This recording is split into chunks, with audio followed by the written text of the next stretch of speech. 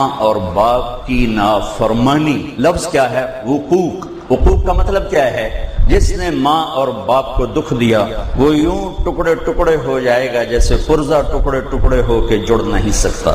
یہ جڑ جائے گا چونکہ یہ موٹے ٹکڑے پڑے ہیں. یہ نہیں جڑے گا کہ یہ پرزے پرزے ہو گیا جس کو ہم کہتے ہیں کرچی کرچی کر دیا ہے. یہ نہیں جڑے گا. میرے نبی سے پوچھا گیا یا رسول اللہ قیامت کب آئے گی؟ کہا اللہ کو پتا ہے. کا نشانی کہ جب ماؤں کو ذلیل کیا جائے گا قیامت آ جائے گی. حالانکہ قیامت تو آئے گی جب کفر پھیلے.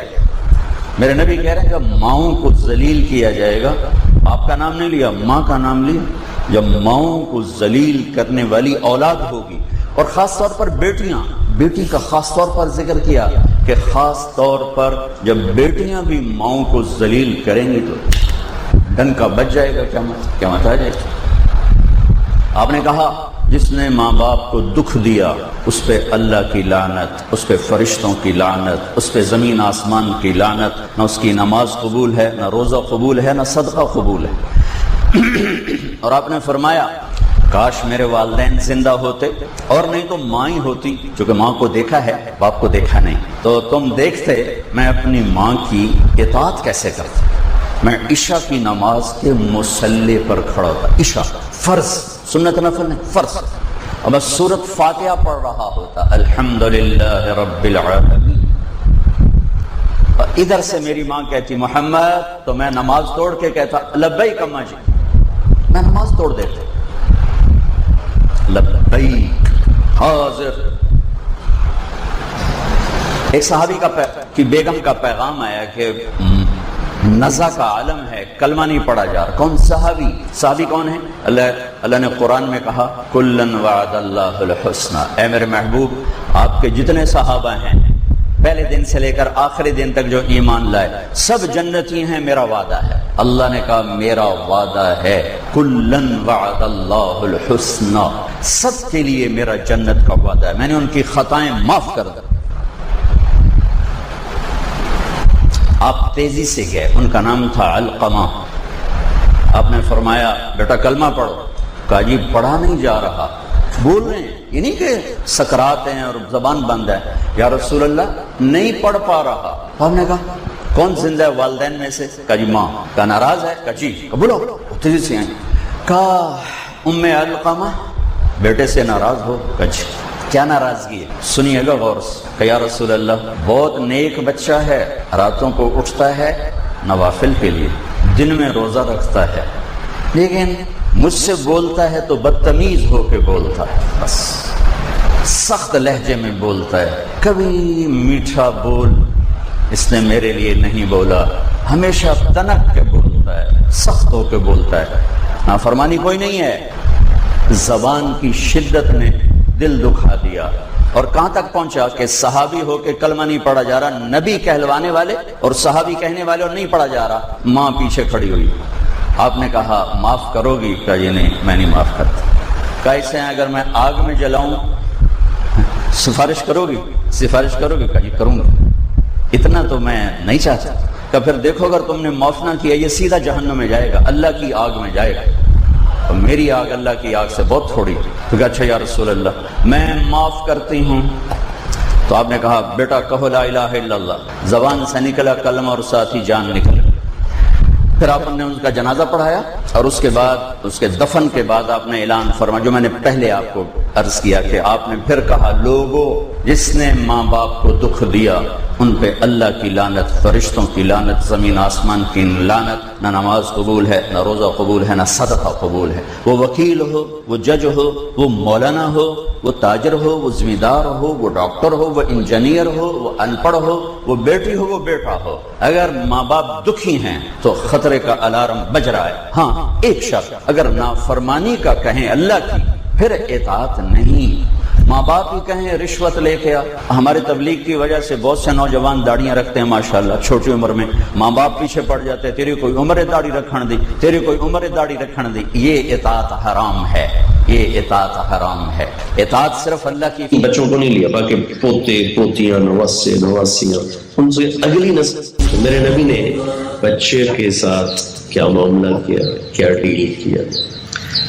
پہلے اللہ کی کتاب سے دیکھتے ہیں تو اللہ نے اس کو سب سے بڑی بشارت ذکر کیا، فبشرناہ بغلام حلیم، ہم نے خوشخبری سنائی۔ پھر اللہ تعالیٰ نے اپنے نیک بندوں کی صفات میں سے ایک صفت یہ ذکر کی کہ وہ یہ مجھ سے مانگتے ہیں، ربنا هب لنا من ازواجنا وذرياتنا قرة اعین واجعلنا للمتقین اماما۔ یہ ایسی طاقتور دعا ہے۔ عربی زبان میں دینے کے 3 لفظ ہیں، آتا، آتا، وہابا، 3 لفظ۔ آتا کا مطلب ہے دینا، لیکن اس میں واپس لینے کا بھی احتمال ہوتا ہے۔ آتا کا مطلب ہوتا ہے دے دینا، واپس نہیں لینا۔ انا اعطیناک الکوثر، ہم نے آپ کو جنت کی چابی دے دی، اب واپس نہیں لیتے۔ تؤتی الملک من تشاء، ہم جس کو چاہتے ہیں بادشاہی دیتے ہیں، لیکن واپس بھی لے سکتے ہیں۔ وتنزع الملک ممن تشاء، اس کے ساتھ ہی لگا ہوا۔ آتا دینا جس میں واپس لیا جا سکتا ہے، آتا عطیہ دینا، واپس نہیں لینا۔ وہابا وہ چیز دینا جس کا لینے والوں کو خواب و خیال بھی نہ ہو، وہ دینا۔ تصور میں ہو کہ مجھے یہ ملے گا تو تھوڑی خوشی ہوتی، جب تصور سے بالا تر ہو کے ملتا ہے تو خوشی کی انتہا ہوتی۔ اس کے لیے عربی زبان کا لفظ ہے وہابا۔ تو ابراہیم علیہ السلام نے دعا مانگی کہ رب ہب لی من الصالح، اعطنی، اعطنی بھی ٹھیک تھا، رب اعطنی من الصالح، یا اللہ مجھے نیک بچہ دے۔ رب ہب لی، مجھے ہبہ ہو ایسا کہ جو میرے تصور سے بھی بالا تر ہے۔ تو ان کی دعا کیا ہے؟ وہ کہتے ہیں ربنا ہب لنا من ازواجنا وذریاتنا۔ ازواج بیوی خاوند دونوں پہ بولا جاتا ہے، ایک فیملی کے لیے آ رہا ہے۔ تو فیملی 3 طرح ہوتی ہے، خاوند، بیوی، اولاد۔ تو 3 ازواج کے لفظ نے دونوں کو لے لیا، خاوند کو، بیوی کو۔ اور ذریاتنا نے صرف اپنی بچوں کو نہیں لیا، باقی پوتے، پوتیاں، نواسے، نواسیاں، ان سے اگلی نسل کو، ذریہ آنے والی ساری نسل کو کہتے ہیں۔ تو اللہ تعالیٰ نے اپنے نیک بندوں کی خوبیوں میں سے ایک خوبی یہ بیان کی ہے کہ وہ مجھ سے یہ کہتے ہیں کہ ہمیں ایسی اولاد اور ایسی بیوی دے، ایسا خاوند دے جو ہمارے تصور سے بھی بالا تر ہو۔ وہ کیا ہو؟ وہ قرۃ اعین، آنکھوں کی ٹھنڈک ہو۔ رزق کی کوئی وظیفہ بتائیں۔ کتنے لمبے لمبے وظیفے لوگ پڑھ رہے ہیں کہ کاروبار کھل جائے اور روزی بڑھ جائے، کتنے لمبے چوڑے، کتنی کتابوں میں ایڈے بڑے وظیفے لکھے پڑھ انجی مندہ بڈھا ہو جاؤ۔ میں قربان جاؤں یا رسول اللہ آپ کی شفقتوں پر، آپ کی رحمتوں پر۔ سنو، یہ کرو، میری بات نہیں ہے، میرے نبی کی بات۔ تجربے کی وجہ سے کرو گے تو کچھ نہیں ملے گا، یقین سے کرو گے تو دروازے کھلتے دیکھو۔ کہ یا رسول اللہ ارید ان یوسع علی رزقی، میں چاہتا ہوں میری روزی کھل جائے۔ تو آپ نے کہا ادم علی الطہارہ یوسع علیک رزقک، تو باوضو رہا کر تیرا رزق کھل جائے۔ کوئی زور لگتا ہے وضو؟ تمہارے یہاں تو سردی ہوتی ہی کوئی نہیں کہ بھائی ٹھنڈا پانی ہے کیسے وضو، یہ تو ہمارے لیے مسئلہ ہے کہ بھائی ٹھنڈا پانی ہے کیسے وضو کرے۔ تو ہمارے گاؤں کا مراسی مجھے مل گیا، میں نے کہا چل نماز پڑھے گی۔ نہیں جی میاں جی سردی بڑی، نہ لے جاؤ سردی بڑی، مراسیوں کو سردی زیادہ ہے۔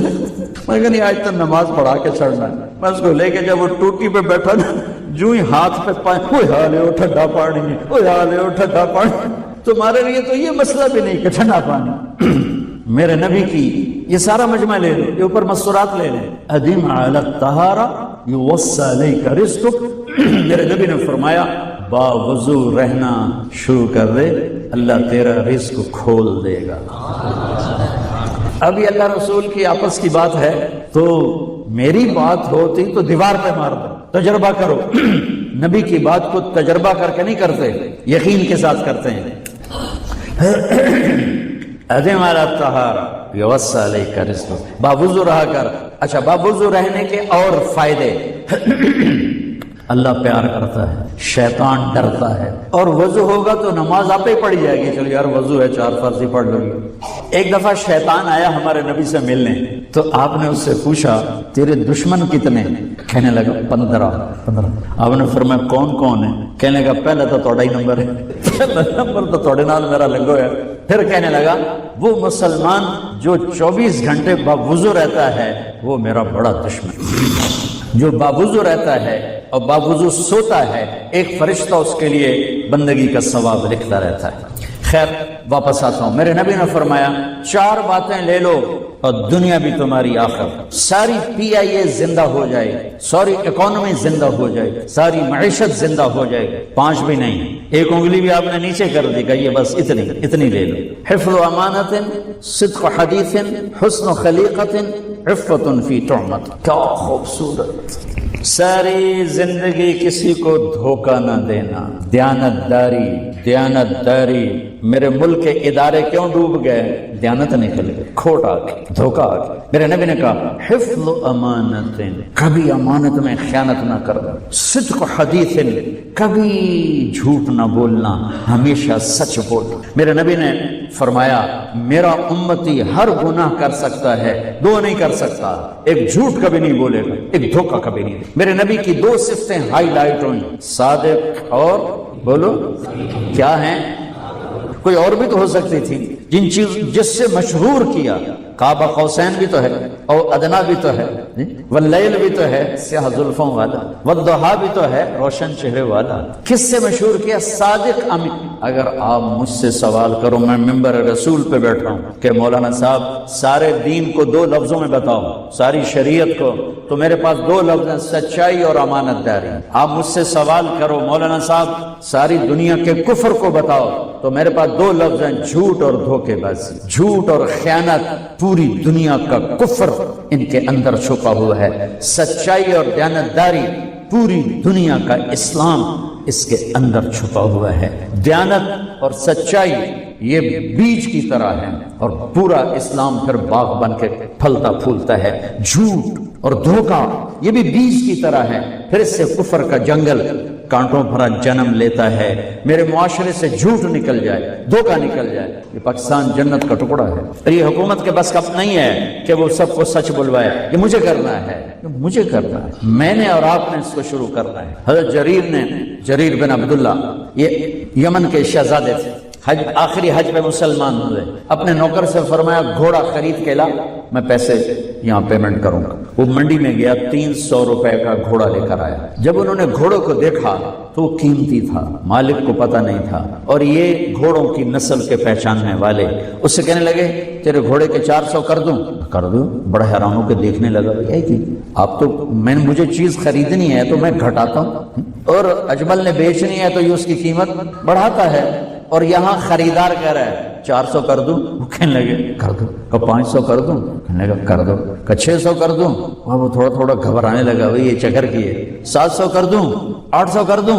وہ کہنے لگا حضور تسی لینے تلو وہ پر میرا مزاق تھا نا، تسی کدی لینے والے بھی پیسے بتائے، تسی میں نے 300 دے میں جاواں، کہنے کہ اس کو 800 دے دو اور گھوڑا باندھ دو۔ وہ حیران خوشی سے چھلانگے مارتا ہوا گیا۔ تو جب وہ چلا گیا تو نوکر نے پوچھا میں جب 300 میں سودا کر کے آیا تھا تو 500 کس خوشی میں بڑھائے؟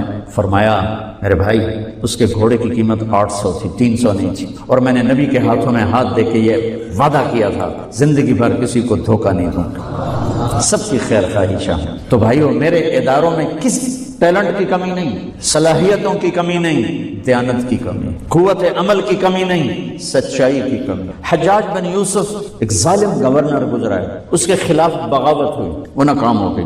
تو کوفہ میں ایک بزرگ رہتے تھے، ان کے بیٹے اس بغاوت میں شریک تھے، وہ چھپتے چھپاتے کئی سال کے بعد واپس آ گئے۔ ابن خراش ان کا نام تھا۔ ان کی سچائی مشہور تھی کہ ابن خراش جھوٹ نہیں بولتا۔ حجاج کو پتہ چل گیا CID سے کہ آ گئے، تو اس نے کہا آج ابن خراش کا امتحان ہوگا۔ اس کو کھانے پہ بلایا، عنوان ہی نہیں بنایا تفتیش کا، کھانے پہ بلایا اور کھانا شروع ہو گیا۔ باتوں باتوں میں کہتا ہے ابن خراش آپ کے بیٹے ہمارے خلاف لڑ کے بھاگ گئے تھے، وہ پتہ؟ تو ابن خراش ہنس پڑے، کہنے لگے حجاج زندگی موت تو اللہ کے ہاتھ میں ہے، گھر آئے بیٹھے۔ تو اس نے کہا تیری سچائی کو سلام کرتا ہوں، اگر تو جھوٹ بولتا یہی تیرا سر اتارتا، پھر تیرے بیٹوں کا چاہو سلام ہے تیری سچائی کو، تیرے بیٹے تجھے مبارک ہوں، مسلمان جھوٹ نہیں بولتا۔ میرے نبی سے پوچھا گیا یا رسول اللہ کیا مسلمان بزدل ہو سکتا؟ کہا کیا مسلمان بخیل ہو سکتا؟ آپ نے کہا۔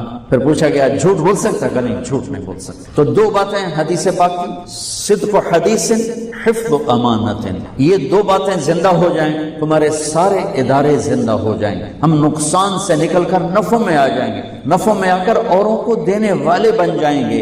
اس ملک میں اتنے خزانے اللہ نے چھپائے ہیں اور اس ملک میں اتنے اللہ نے استعداد والے لوگ پیدا فرمائے ہیں، صرف دو چیزوں سے ہم مار کھا رہے ہیں۔ ہمارے جو ادارے ڈوب رہے ہیں وہ گلگت سے لے کر گوادر تک، اس میں وسائل کی کمی نہیں، سچائی کی کمی ہے، دیانتداری کی کمی ہے۔ میرے نبی کی ہے، ایک صحابی آتے ہیں، یا رسول اللہ میں چاہتا ہوں میری روزی زیادہ ہو جائے۔ آپ چاہتے ہیں سارے؟ بولو میں بھی چاہتا ہوں، میرا بھی دل کرے اندر میری زمین ہے جو ڈھیر کپا ہوئے، ہم سارے چاہتے ہیں یا رسول اللہ میری روزی بڑھ جائے۔ مجھے کوئی بتائیں، ایک تو یہ جو سوشل میڈیا پہ ہے نا وظیفے بتانے والے، یہ لتراندے لائق ہے، لتراندے، یہ نامراد ادھر لے جاتے ہیں جدھر نہ میرے نبی نے بتایا نہ میرے اللہ نے بتایا۔ ایک تو ان کو سننا چھوڑ دو، میں اپنے نبی کا وظیفہ بتا رہا ہوں جو ہر آدمی، ہر مرد عورت کر سکتا ہے، چھوٹا بڑا بوڑھا جوان۔ یا رسول اللہ میری روزی بڑھ جائے۔ آپ نے کیا کہا؟ ادم علی الطہارہ یوسع علیک رزقک، با وضو رہا کر تیرا رزق بڑھ جائے۔ میرے نبی نے کوئی لمبی تسبیح نہیں بتائی، 1000 واری اے پڑھتے، 1000 واری اے پڑھ، ایک ٹنگ چاہتے پڑھ۔ یہ سب کم وقت مال کماؤ ہیں، یہ پیسے بنا رہے ہیں، ان کے پاس تم سے ہم سے زیادہ پیسے ہوتے ہیں۔ اور نہ یہ اس چکر میں پڑو کہ جادو ہو گیا، یہ نو پھرولو جادو ہو گیا، سایہ ہو گیا۔ بھائی کتھے سایہ ہے، کتھے اتنے جادوگر پیدا ہو گئے ان بے ہر ویلے پھوکی جان دے تو تباہ کیتی جان دے۔ یہ سب فراڈ ہے، یہ جو جادو ہو گیا اور جادو کے عمل کرنا پڑے گا اور ہانڈی چڑھانی پڑے گی اور پتہ نہیں کی کرنا پڑے گا، زمین میں دبانا پڑے گا، یہ سارے علودے پٹھے نے اور تسی سارے بے وقوف جڑے انہوں دے مگر لگے ہویا۔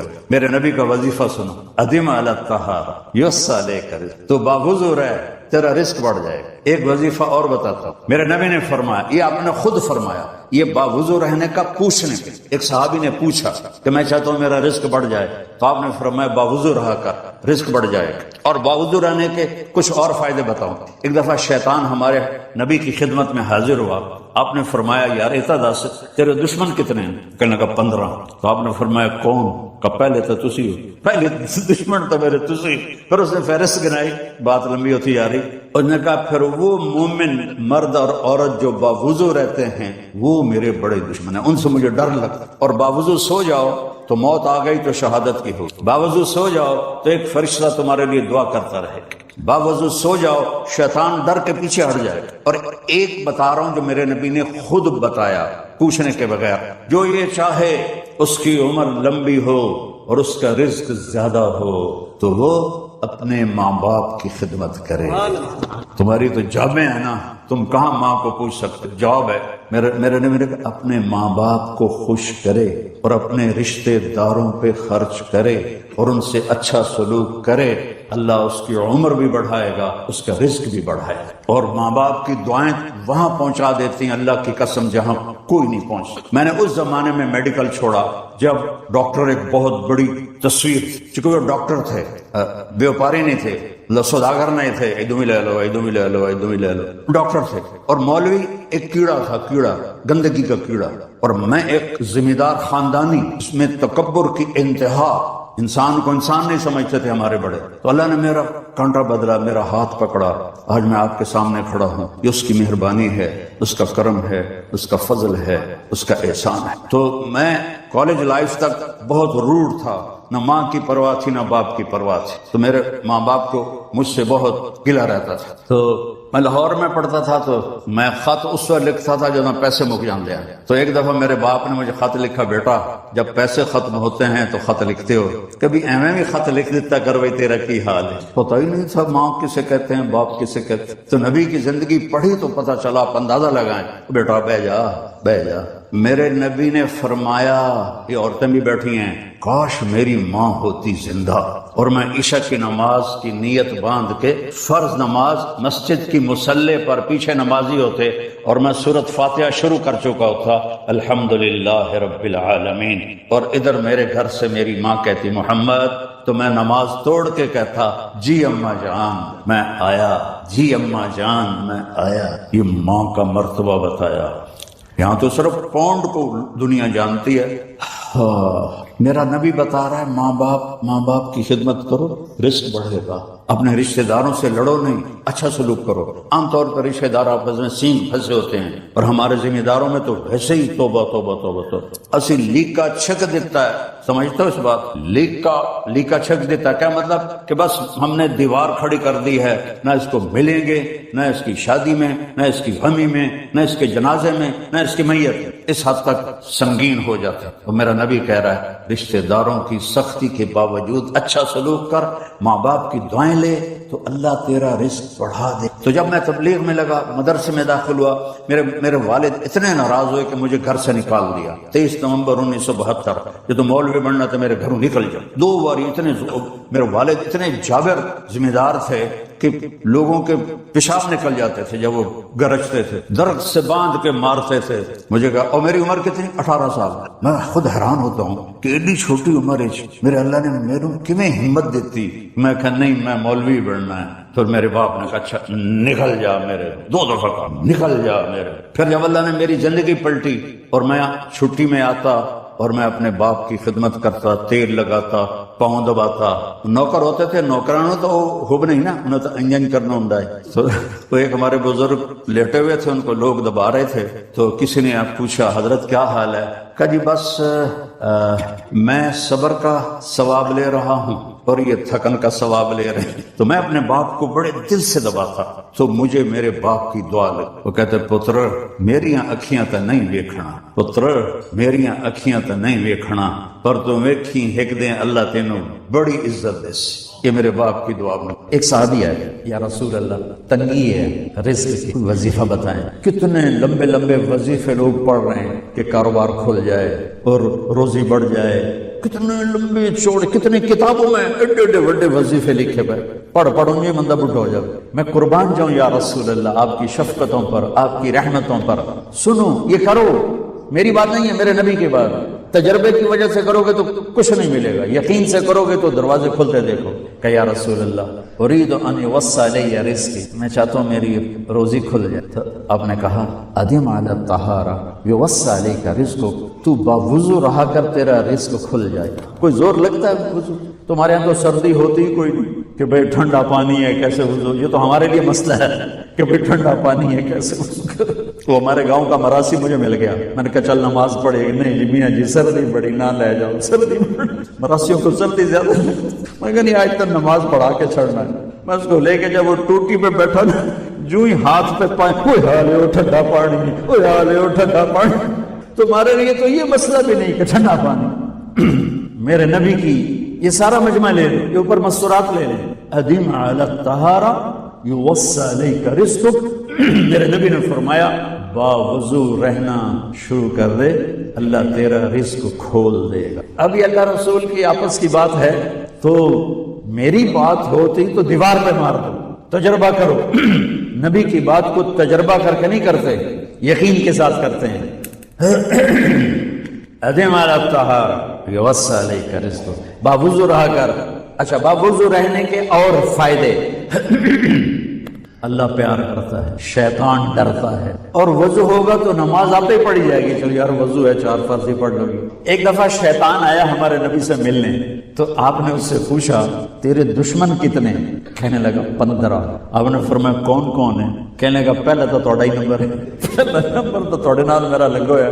پھر کہنے لگا وہ مسلمان جو 24 گھنٹے باوضو رہتا ہے وہ میرا بڑا دشمن، جو باوضو رہتا ہے اور باوضو سوتا ہے، ایک فرشتہ اس کے لیے بندگی کا ثواب لکھتا رہتا ہے۔ خیر واپس آتا ہوں، میرے نبی نے فرمایا 4 باتیں لے لو اور دنیا بھی تمہاری آخر، ساری PIA زندہ ہو جائے گی، ساری اکانومی زندہ ہو جائے گی، ساری معیشت زندہ ہو جائے گی۔ 5 بھی نہیں، ایک انگلی بھی آپ نے نیچے کر دی، کہ یہ بس اتنی لے لو۔ حفظ و امانت، صدق حدیث، حسن خلیقت، عفت فی طعمت۔ کیا خوب، ساری زندگی کسی کو دھوکہ نہ دینا، دیانت داری۔ میرے ملک کے ادارے کیوں ڈوب گئے؟ دیانت نکل گئی، کھوٹ آ گئی، دھوکہ آ گیا۔ میرے نبی نے کہا حفظ و امانت، کبھی امانت میں خیانت نہ کرنا، صدق حدیث، کبھی جھوٹ نہ بولنا، ہمیشہ سچ بولنا۔ میرے نبی نے فرمایا میرا امتی ہر گناہ کر سکتا ہے، دو نہیں کر سکتا، ایک جھوٹ کبھی نہیں بولے گا، ایک دھوکہ کبھی نہیں۔ میرے نبی کی دو صفتیں ہائی لائٹ ہوئی، صادق اور بولو کیا ہیں؟ کوئی اور بھی تو ہو سکتی تھی جس سے مشہور کیا، کعبہ قوسین بھی تو ہے اور ادنا بھی تو ہے، واللیل بھی تو ہے سیاہ زلفوں والا، والضحیٰ بھی تو ہے روشن چہرے والا۔ کس سے مشہور کیا؟ صادق امین۔ اگر آپ مجھ سے سوال کرو، میں ممبر رسول پہ بیٹھا ہوں کہ مولانا صاحب سارے دین کو دو لفظوں میں بتاؤ، ساری شریعت کو، تو میرے پاس دو لفظ ہیں، سچائی اور امانت داری۔ آپ مجھ سے سوال کرو مولانا صاحب ساری دنیا کے کفر کو بتاؤ، تو میرے پاس دو لفظ ہیں، جھوٹ اور دھوکے باز، جھوٹ اور خیانت۔ پوری دنیا کا کفر ان کے اندر چھپا ہوا ہے، سچائی اور دیانتداری پوری دنیا کا اسلام اس کے اندر چھپا ہوا۔ دیانت اور سچائی یہ بیج کی طرح ہے اور پورا اسلام پھر باغ بن کے پھلتا پھولتا ہے۔ جھوٹ اور دھوکہ یہ بھی بیج کی طرح ہے، پھر اس سے کفر کا جنگل کانٹوں بھرا جنم لیتا ہے۔ میرے معاشرے سے جھوٹ نکل جائے، دھوکہ نکل جائے، یہ پاکستان جنت کا ٹکڑا ہے۔ اور یہ حکومت کے بس کا نہیں ہے کہ وہ سب کو سچ بلوائے، یہ مجھے کرنا ہے، مجھے کرنا ہے، میں نے اور آپ نے اس کو شروع کرنا ہے۔ حضرت جریر بن عبداللہ یہ یمن کے شہزادے تھے، آخری حج پہ مسلمان ہوئے، اپنے نوکر سے فرمایا گھوڑا خرید کے لا، میں پیسے یہاں پیمنٹ کروں گا۔ وہ منڈی میں گیا، 300 روپے کا گھوڑا لے کر آیا۔ جب انہوں نے گھوڑوں کو دیکھا تو وہ قیمتی تھا، مالک کو پتہ نہیں تھا، اور یہ گھوڑوں کی نسل کے پہچاننے والے اس سے کہنے لگے تیرے گھوڑے کے 400 کر دوں؟ کر دوں۔ بڑا حیران ہو کے دیکھنے لگا، آپ تو مجھے چیز خریدنی ہے تو میں گھٹاتا ہوں، اور اجمل نے بیچنی ہے تو یہ اس کی قیمت بڑھاتا ہے، اور یہاں خریدار کہہ رہا ہے 400 کر دوں؟ کہنے لگے کر دو۔ 500 کر دوں؟ کر دو۔ 600 کر دوں؟ اور وہ تھوڑا تھوڑا گھبرانے لگا، بھئی یہ چکر کی ہے۔ 700 کر دوں؟ 800 کر دوں؟ وہ کہنے لگا حضور تسی لینا تے لوگوں کو میرا مذاق تھا نا، تسی کدی لینے والے بھی پیسے بتائے، تسی میں نے 300 دے اور میں جاواں، کہنے کہ اس کو 800 دے دو اور گھوڑا باندھ دو۔ وہ حیران خوشی سے چھلانگے مارتا ہوا گیا۔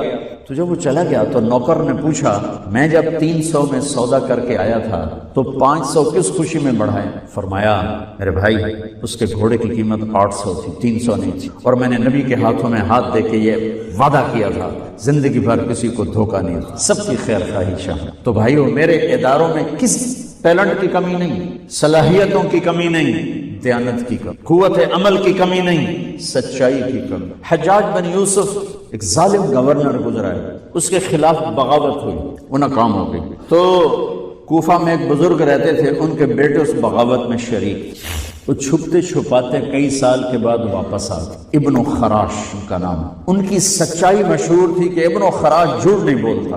حجاج کو پتہ چل گیا CID سے کہ آ گئے، تو اس نے کہا آج ابن خراش کا امتحان ہوگا، اس کو کھانے پہ بلایا، عنوان ہی نہیں بنایا تفتیش کا، کھانے پہ بلایا اور کھانا شروع ہو گیا۔ باتوں باتوں میں کہتا ہے ابن خراش آپ کے بیٹے ہمارے خلاف لڑ کے بھاگ گئے تھے، کوئی پتہ؟ تو ابن خراش ہنس پڑے، کہنے لگے حجاج زندگی موت تو اللہ کے ہاتھ میں ہے، گھر آئے بیٹھے۔ تو اس نے کہا تیری سچائی کو سلام کرتا ہوں، اگر تو جھوٹ بولتا یہی تیرا سر اتارتا، پھر تیرے بیٹوں کا چاہو سلام ہے تیری سچائی کو، تیرے بیٹے تجھے مبارک ہوں، مسلمان جھوٹ نہیں بولتا۔ میرے نبی سے پوچھا گیا یا رسول اللہ کیا مسلمان بزدل ہو سکتا؟ کہا کیا مسلمان بخیل ہو سکتا؟ انہوں نے کہا۔ پھر پوچھا گیا جھوٹ بول سکتا؟ کہ تم سب بچے بیٹھے ہو، والدین کو اپنی جنت بنا لو، ماں باپ کو اپنی جنت بنا لو، ان کی دعا لے لو۔ میرے نبی نے فرمایا کاش میری ماں زندہ ہوتی۔ ماں کا خاص طور پر منشن کیا، میری ماں کیوں کہ باپ کو تو دیکھا ہی نہیں اور ماں کو دیکھا ہے 6 سال۔ میری ماں زندہ ہوتی اور میں عشاء کی نماز کے مصلی پہ کھڑا ہوتا اور میرے گھر سے میری ماں کہتی محمد، تو میں ماں کے لیے نماز توڑ دیتا۔ میرا نبی کہہ رہا ہے۔ اور جب آپ حج پہ تشریف لے گئے اور ابوا کے میدان سے گزرے جہاں میرے نبی کی والدہ کا انتقال ہوا تھا۔ اس بات کو 57 سال گزر چکے ہیں۔ 6 برس کی عمر میں مدینہ سے نکلے 3 افراد، میرے نبی کی ماں، میرے نبی کے والد کی باندی ام ایمن، وہ بھی ماں ہیں، انہوں نے بھی دودھ پلایا تھا میرے نبی کو۔ 2 مائیں ہیں، ایک دودھ پلانے والی، ایک پیدا کرنے والی، اور ایک میرے نبی ہیں۔ جب ابوا کے پہاڑوں میں پہنچے تو اچانک ہارٹ اٹیک سے حضرت آمنہ 25 سال کی عمر میں انتقال فرما گئیں، اور میرے نبی نے اتنا اس کا غم لیا۔ 6 سال کا بچہ، میں سن 2000 میں وہاں گیا تھا، میرے آنسوں نے رکنے کو آ رہے تھے کہ کہاں میرے نبی کی ماں کو اللہ نے اٹھایا، نہ کوئی آسرا، نہ کوئی سہارا، نہ کوئی رشتہ، نہ کوئی جھولی، نہ کوئی چھاؤں، ایسے تنہا یتیم کر دیں۔ جب ان کو پتھروں میں دبا کے نیچے اترے، ام ایمن کو سے ہاتھ چھڑا کر بھاگے اور اوپر پہاڑی پہ چڑھ گئے۔ جب ام ایمن پیچھے گئیں تو ام ایمن نے کیا دیکھا کہ ابوا کے پہاڑ بھی رو رہے ہوں گے، آپ ماں کی قبر کو چمٹ کے ایسے اوپر لیٹے ہوئے تھے، قبر کو پکڑا ہوا تھا، اوپر لیٹے ہوئے تھے۔ جب ام ایمن قریب آئیں تو سنا آپ کہہ رہے تھے، اماں جی آپ کو تو پتا تھا آپ کے سوا میرا کوئی نہ تھا، آپ مجھے چھوڑ کے کہاں چلی گئی، کیوں چلی گئی؟ 6 سال کا بچہ پہلی موت دیکھ رہا ہے تو ان کو سمجھ میں نہیں آ رہا کہ میری ماں کے ساتھ ہوا کیا ہے۔ ام ایمن نے اٹھانا چاہا، آپ نے اٹھنے سے انکار کر دیا۔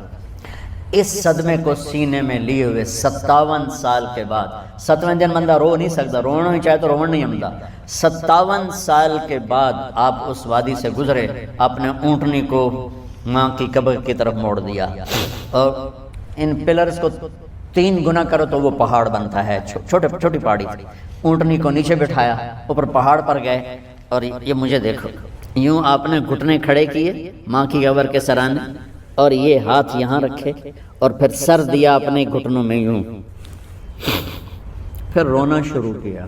اتنا روئے، اپریل کا مہینہ تھا، دھوپ سر پہ پڑ رہی تھی، ہم تو ٹھنڈی دھوپ میں بیٹھے تھے، شدید دھوپ میں بیٹھے تھے، اور اس کنڈیشن میں یہ بچوں کا سٹائل ہوتا ہے، جب لمبا رونا ہو تو وہ یوں بیٹھتے ہیں سر اندر دے کر۔ اتنا روئے کہ آپ کی داڑھی ساری آنسوں سے بھر گئی، سینہ تر ہو گیا، احرام تر ہو گیا، اور کئی گھنٹے بیٹھ کے روتے رہے۔ 2 جہان کے سردار ہو کر تمنا کر رہے ہیں، کاش اماں تو زندہ ہوتی، تو مجھے کہتی محمد میں تیرے لیے نماز توڑ دیتا۔ اور میرے نبی نے، یہ بچیاں غور سے سنو، میرے نبی سے پوچھا گیا یا رسول اللہ قیامت کب آئے گی؟ آپ نے فرمایا یہ تو اللہ کو پتہ ہے۔ نے کہا یا رسول اللہ کوئی نشانی بتا دیں؟ تو آپ نے فرمایا جب بچیاں ماؤں کو ذلیل کریں گی تو قیامت آ جائے گی۔ جب بیٹیاں ماؤں کے ساتھ بدتمیزی کریں گی اور ماؤں کو ذلیل کریں گی تو قیامت آ جائے گی۔ ایک ماں بیٹی کو میں بھول نہیں سکتا، ماں کے موٹے موٹے آنسو گر رہے تھے، اور بیٹی ماں سے کہہ رہی تھی بھوک نہیں، ہماری اپنی پنجابی زبان بھوک نہیں، اوئے ہوئے ہوئے ہوئے، یہ تو ہم نوکر کو کہتے ہوئے ڈرتے ہیں، وہ ماں سے کہہ رہی تھی بھوک نہیں، یعنی بکواس نہ کر، اور وہ آگے چپ، صرف آنسو اس کے گر رہے تھے ایسا۔ شاید وہ یاد کر رہی تھی کہ 9 مہینے کیسے اس کو میں نے پیٹ میں پالا، جنتے ہوئے کتنی تکلیفوں سے گزری، اور اس کو دودھ پلاتے ہوئے کتنی راتیں میں نے کاٹ کاٹ کے گزاری، اور اس کے پیشاب دھوتے ہوئے کتنی دفعہ میں سردی میں ٹھٹھری، اور آج جو مجھے کہہ رہی ہے بھوک نہیں۔ اس لیے میرے نبی نے فرمایا جس نے ماں باپ کو دکھ دیا، سنو غور سے بچوں سارے سنو، جس نے ماں باپ کو دکھ دیا اس پہ اللہ کی لعنت، اس پہ فرشتوں کی لعنت، اس پہ زمین آسمان کی لعنت، نہ ان کی نماز قبول ہے، نہ روزہ قبول ہے، نہ صدقہ قبول ہے۔ میرے نبی کی زندگی کا دوسرا روپ حقوق العباد، نماز حقوق اللہ میں آ جاتی ہے، میں حقوق العباد کی تھوڑی سی وضاحت کر رہا ہوں۔ ماں باپ زندہ ہیں تو دعا لے لیں۔ والدین سے کہتا ہوں بچوں کو عزت دو، جہاں اولاد ماں باپ کے حقوق ہیں وہاں اولاد کے حقوق ہیں، اولاد کو عزت دو، اولاد کو عزت دو، اولاد کو عزت دو۔ بہت سی اولاد کی نافرمانی کا ذریعہ ماں باپ بن رہے ہیں، سختی کر کے، زبردستی کر کے، اور ٹھونس کر چیزیں نوکروں کی طرح سلوک کر کے۔ میرے نبی کے گھر میں جب بیٹی فاطمہ ملنے کے لیے آتی تھیں تو میرے نبی بیٹھے نہیں رہتے تھے، یا اب چیئر پہ بیٹھے ہوئے بی بی فاطمہ آ گئی، اب زمین پہ بیٹھے ہوئے ہیں بیٹی آ گئی، اب چارپائی پہ لیٹے ہوئے ہیں بیٹی آ گئی۔ میرے نبی کیا کرتے تھے؟ کھڑے ہو جاتے تھے، کھڑے ہو جاتے، ایک دم کھڑے ہو جاتے تھے، اور پھر کھڑے نہیں رہتے تھے، تیزی سے آگے بڑھتے تھے، اور حضرت فاطمہ کا ہاتھ پکڑ لیتے. یہ والدین غور سے سنو، حضرت فاطمہ کا ہاتھ پکڑ لیتے تھے اور ہاتھ پکڑ کے مجھے دیکھو یوں بوسہ لیتے تھے، بیٹی کا بوسہ لیتے تھے. پھر ہاتھ چھوڑتے نہیں تھے، ہاتھ پکڑے پکڑے لاتے لاتے لاتے ان کو چارپائی پر پہلے بٹھاتے تھے، پھر خود بیٹھتے تھے. یہ باپ اور رسول ہو کر بیٹی کو یہ عزت دیتے تھے. پھر وہ جنت کی عورتوں کی سردار بنی، پھر وہ جنت کے سرداروں کی ماں بنی، پھر وہ اللہ کے شیر کی زوجہ بنی. تو والدین سے کہتا ہوں کہ اپنے بچوں کو عزت دو، عزت دو، عزت دو، عزت دو. پھر آپ سے زندگی کے بڑے فیصلے ہیں شادی. آپ لوگ اکٹھے پڑھتے ہو لڑکے لڑکیاں، اپنی شادی کے فیصلے خود نہ کرو، اپنے ماں باپ کے حوالے کرو. اس میں شرافت بھی ہے، اس میں برکت بھی ہے، اس میں رحمت بھی ہے، اور اس میں والدین کی دعائیں بھی ہیں. کورٹ میرج کو ہوا نہ دو. Boyfriend girlfriend culture ہمارا نہیں ہے. میرے نبی کے طریقے میں مرد اور عورت کا صرف نکاح سے تعلق ہے، اس کے علاوہ سب جہنم کی آگ ہے. اور والدین سے کہتا ہوں کہ اپنے بچوں سے پوچھ کے رشتے کرو، زبردستی مت کرو. میرا معاشرہ بہت سنگین قسم کے جرم کا شکار ہے، بچوں پہ مسلط کر دیتے ہیں، ایتھے ہی کرنی ہے، جٹائیں چی کرنی ہے، بٹائیں چی کرنی ہے. پتہ نہیں آئے کتوں جٹ بٹ. چلو تم ناراض نہ ہو، راجپوتائیں چی کرنی، میں راجپوت ہوں، میں اپنی قوم کو بھی رگڑ دیتا ہوں. راجپوتائیں چی کرنی، اگاں کرنی ہی کوئی نہیں. یہ ظلم و ستم اولاد پہ مت کرو. اپنی بچی سے پوچھو، اگر بیٹی ہاں کرے تو پھر قدم اٹھاؤ. اگر بیٹی کہہ دے میں نہیں کرنا چاہتی تو وہ نافرمان نہیں ہے. اللہ کے واسطے میری سنو، صرف تم نہیں سن رہے، اس کیمرے سے لاکھوں کروڑوں لوگ سن رہے ہیں. اگر بیٹا یوں کہہ دے کہ ابا میں نے یہاں شادی نہیں کرنی، میرا جی نہیں چاہتا ہے، تو وہ بیٹا نافرمان نہیں ہے، فرما بردار ہے. اس نے شریعت کا حق استعمال کیا ہے. اب ایسا ظلم مت کرو کہ نہیں اتھے ہی کرنی ہے، اتھے گھروں نکل جا. زندگی تم نے تو نہیں گزارنی، زندگی تو بچے نے گزارنی. میں قربان جاؤں. ایک حدیث سنو پہلے، پھر اگلی بات سناتا ہوں. ما تزوجت وما زوجت الا بوحی من السماء نزل به جبریل. لوگو سنو، میں نے جہاں شادی کی، میں نے جہاں بیٹی کی شادی کی، پہلے آسمان سے جبریل فرشتہ اللہ کا حکم لے کر آیا، پھر میں نے قدم اٹھایا. سمجھ گئے میری یہ بات؟ سمجھ گئے سارے؟ اب اگلی سنو. حضرت علی فاطمہ کا رشتہ لینے آ گئے اور جبریل ان سے پہلے آ گیا کہ یا رسول اللہ فاطمہ علی کے لیے ہے. باپ محمد مصطفیٰ جیسا ہے، رشتہ مانگنے والا علی جیسا ہے، اور بیٹی فاطمہ جیسی ہے. اور آپ پوچھتے ہیں علی کیسے آئے؟ وہ شرم کی وجہ سے کچھ کہہ نہ سکے، چپ. آپ کو تو پتا تھا، آپ نے فرمایا فاطمہ کے رشتے کے لیے آئے ہو؟ کہا جی. تو جبریل کا نال بیٹھا ہوا ہے کہ یا رسول اللہ اتھے ہی کرنا ہے. آپ نے ہاں نہیں کی، آپ نے کہا انشاءاللہ، اور یہ کہہ کر اٹھ گئے. انشاءاللہ نبی کا ہاں ہی ہوتا ہے، لیکن جبریل کے آنے کے باوجود اور اللہ کے کہنے کے باوجود میرے نبی کو بھی پتا ہے کہ یہ رشتہ یہاں کاتب تقدیر نے لکھ دیا ہے، لیکن امت کو سبق سکھانے کے لیے آپ گھر تشریف لے گئے. بیٹی فاطمہ کہ جی یا رسول اللہ. کہا علی کا رشتہ آیا ہے، میں ہاں کر دوں؟ سبحان اللہ. میں اپنے دیہاتی بچیوں پہ مجھے رونا آ گیا کہ جنہیں پتہ ہی نہیں ہوتا سانو کہیں دنال بندے پہ جانور ہے یا انسان ہے. علی جیسا داماد. چلو علی کو چھوڑو، فاطمہ کو چھوڑو، جبریل آیا بیٹھا ہے، جبریل آیا بیٹھا ہے. اس کے بعد فاطمہ سے پوچھنے کی کیا بات ہے؟ جبریل آ کر کہہ رہا ہے یا رسول اللہ، اللہ کہہ رہا ہے فاطمہ علی کے لیے ہے اور علی فاطمہ کے لیے ہے، اور پھر آپ کہتے ہیں بیٹی فاطمہ ہاں کر دو. ہماری تو آج کی بیٹیاں انکار نہیں کرتی، چپ کر کے گاں ماج طرح بن چھڑ دن کلے نال. کوئی ان کے اندر کے جذبات کو سننے والا کوئی نہیں ہوتا.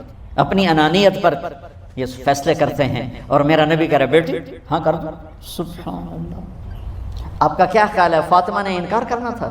یہ تو یہ بیٹیاں نہیں انکار کرتی تو فاطمہ نے کہاں کرنا تھا؟ لیکن یہ سبق دینا تھا ان والدین کو جو نادانی میں نادانی کے فیصلے کر کے اولاد کو ہمیشہ ایک ٹھنڈی آگ میں دھکا دے دیتے ہیں. حضرت فاطمہ رضی اللہ تعالیٰ عنہا نے جب ہاں کی پھر آپ باہر نکلے. اچھا مزے کا واقعہ ہو جائے. حضرت علی اٹھ کے باہر نکلے تو صحابہ باہر کھڑے انتظار کر رہے تھے کہ کیا ہوا.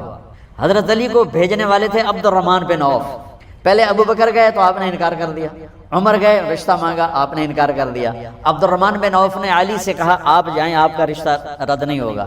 کہنے لگے میرا تو ذاتی گھر بھی کوئی نہیں، مجھے کہاں سے رشتہ ملے گا، میں تو بالکل غریب ہوں. کہ نہیں تم جاؤ. تو واپس آتے انہوں نے عبد الرحمن بن عوف پہ چڑھائی کر دی. وہ کیا ہے نا تو میں نے گلے آئی، انکار ہو گیا. تو صحابہ نے پوچھا کیا ہوا؟ کہا کچھ کہا ہی نہیں، چپ کر کے اٹھ گئے۔ تو عبد الرحمن بن عوف کہنے لگے کچھ بولے صحیح، کہ بس اتنا کہا انشاءاللہ کا تو مبارک ہو، نبی کا انشاءاللہ ہاں ہوتا ہے۔ کہا اچھا، تو اتنے میں آپ باہر تشریف لے، کہا علی، کہا جی، کہا لو بلاؤ، لوگوں کو بلاؤ۔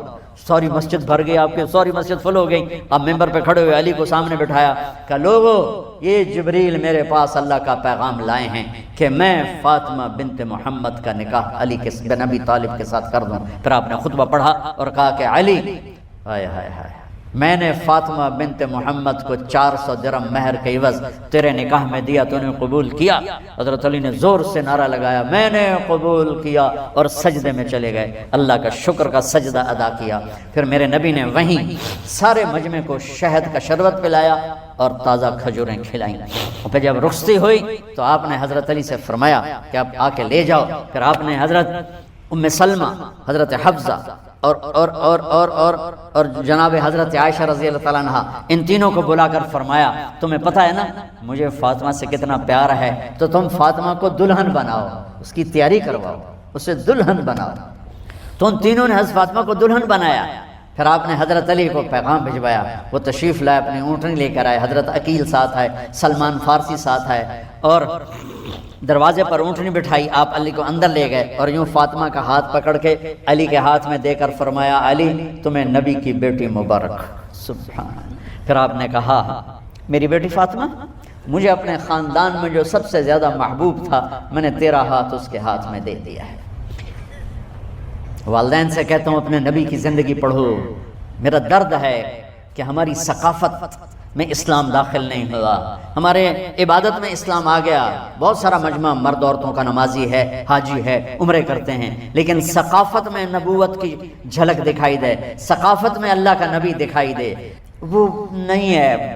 زندگی بیت گئی اس انتظار میں، مدت سے لگ رہی تھی لب بام ٹک ٹکی، تھک تھک کے گر گئی نگہ انتظار آج، پتہ نہیں کب صبح ہوگی، چلو کہتے تو جائیں مجھے ہے اگرچہ بت ہیں جماعت کی آستینوں میں، مجھے ہے حکم اذان لا الہ الا اللہ۔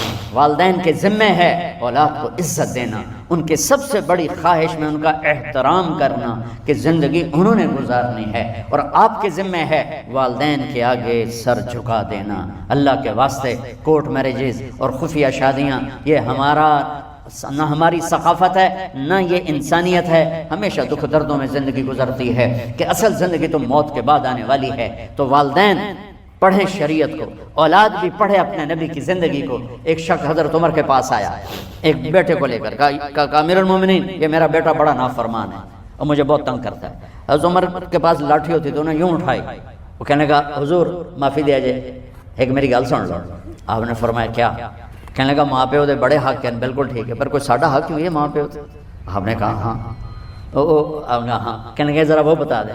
کہا پہلا حق ہے اچھی ماں تلاش کرے، نیک عورت تلاش کرے، دوسرا حق یہ ہے نام اچھا رکھے، تیسرا حق یہ ہے اس کو قرآن کی تعلیم دے۔ کہا جی پھر سن لو حضرت جی، ایسا میرے پیو کو پوچھو اس حبشی عورت نال شادی کر کے مینوں حبشی ماں دیتی، انہوں کوئی عرب ماں ہی نہیں لتی، میرا پہلا حق اس مارا ہے۔ دوسرا سن لو، اس نے میرا نام جولان رکھا ہے، جولان گندگی کے کیڑے کو کہتے ہیں، اس نے میرا نام جولان رکھا ہے۔ اور تری سن لو، اس آج تے مینوں قرآن دی شکل نہیں دکھائی، حضرت عمر ہوئی سوٹا ہو دے سر تے پھیر دے کہ پہلے تیری مالش کرا پھر ایدی کر سکتا۔ تو آج کے والدین بھی اپنی اولاد کے بارے میں بہت بہت بہت غافل ہیں، اور اولاد کا بھی حال یہی ہے، چونکہ ماں کیا ہے، باپ کیا ہے، اولاد کیا ہے، یہ شریعت، یہ قرآن بتاتا ہے، یہ میرے نبی کی زندگی بتاتی ہے۔